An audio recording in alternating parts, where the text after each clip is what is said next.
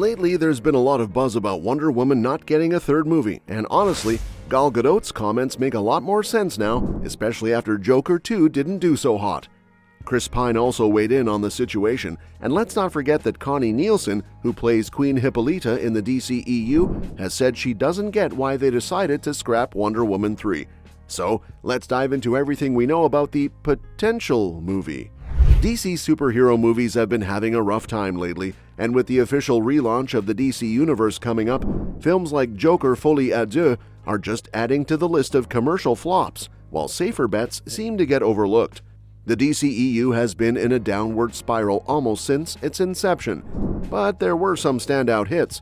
For example, the first Aquaman film crossed the billion-dollar mark, becoming a top player, while Wonder Woman raked in over $800 million at the box office. Looking back, stars like Connie Nielsen have expressed confusion over the studio's decision to scrap profitable projects, like a potential Wonder Woman 3, in favor of starting fresh and potentially wasting even more money on failed attempts.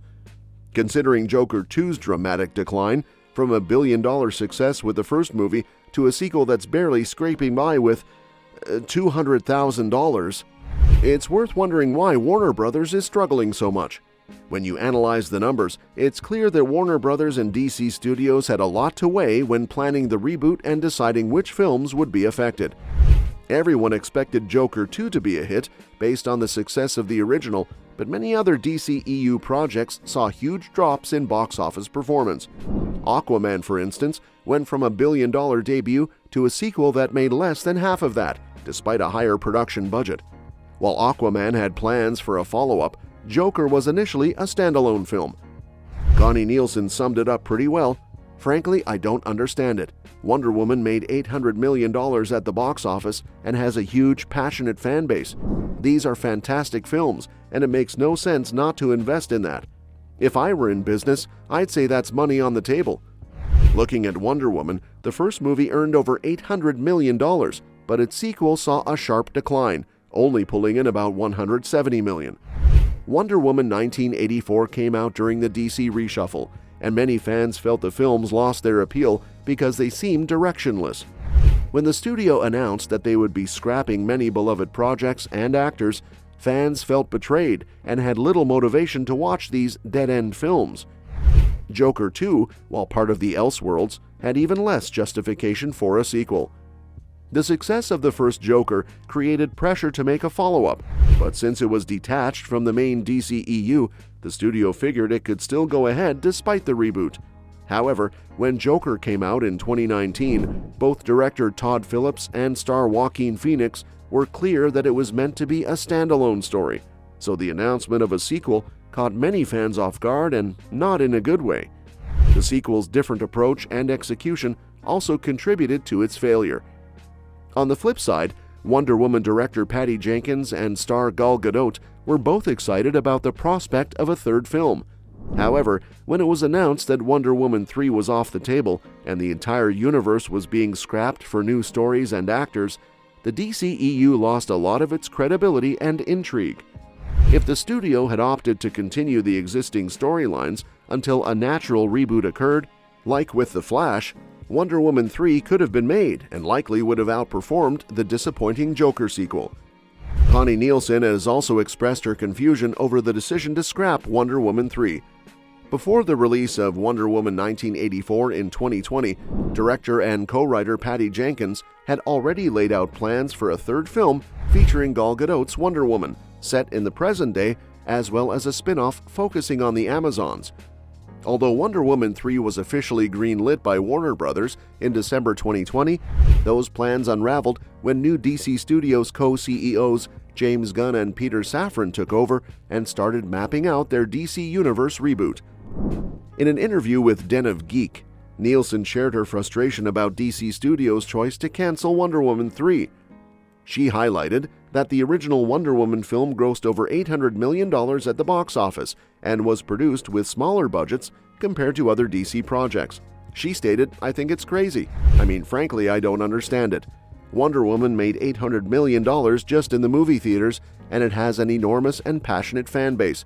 These are spectacular films, and there's just no reason I can understand whatsoever for not investing in that." If I were a business person, I would say that's money on the table. It's right there. As the animated Creature Commando show prepares to launch in December, marking the official start of Gunn and Safran's new DC universe, many eyes are on Gunn's Superman movie as the first true test of their plans for a soft franchise reboot. Characters like John Cena's Peacemaker and Viola Davis's Amanda Waller will transition from the older DCEU, but the relationship between the new franchise and its predecessor remains unclear. Nielsen's comments add to the confusion, as fans are still hoping for Gadot's return as Princess Diana, despite reports suggesting that none of the original Justice League members will reprise their roles in the DCEU. However, the groundwork for Jenkins' original plans to expand the Wonder Woman lore through an Amazon spin-off seems to have influenced the upcoming Paradise Lost prequel series, which will be set on Themyscira before Diana's birth. With the new DC universe just around the corner, fans hope that the confusion surrounding the franchise will lessen as new shows and movies are released. However, with key characters like Wonder Woman still in limbo, frustration may rise if fans are left wondering how the DCU plans to handle her character. While Jenkins' vision for Wonder Woman 3 appears to be permanently sidelined, Gunn's new DC studios would be smart to follow up their new Superman film with clear announcements about the future of the Crown Princess of Themyscira. In a recent chat with Business Insider, Chris Pine was asked about the possibility of returning for a potential Wonder Woman 3.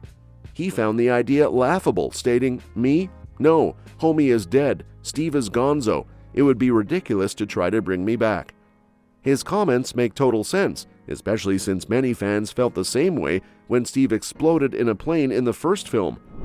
After Pine's remarks, his controversial return in Wonder Woman 1984 feels even more problematic.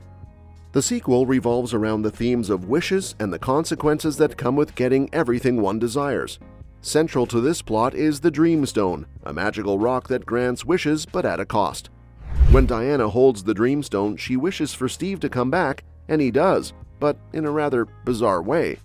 Instead of a typical resurrection, Steve takes over another person's body, essentially hijacking their consciousness. This creative choice raises some serious moral questions. It's one thing for Diana to wish for Steve back, but using a random stranger as a vessel for him is troubling, especially when they end up being intimate in that body. It creates a creepy and ethically questionable scenario that many viewers found unsettling. Moreover, Steve's return diminishes Diana's character development, reducing her arc to one that mirrors her journey in the first film and suggesting that her happiness hinges on her relationship with him. Given Pine's assertion that it would be ridiculous to bring Steve back again, Wonder Woman 1984 serves as a prime example of just how outlandish and problematic such a return could be.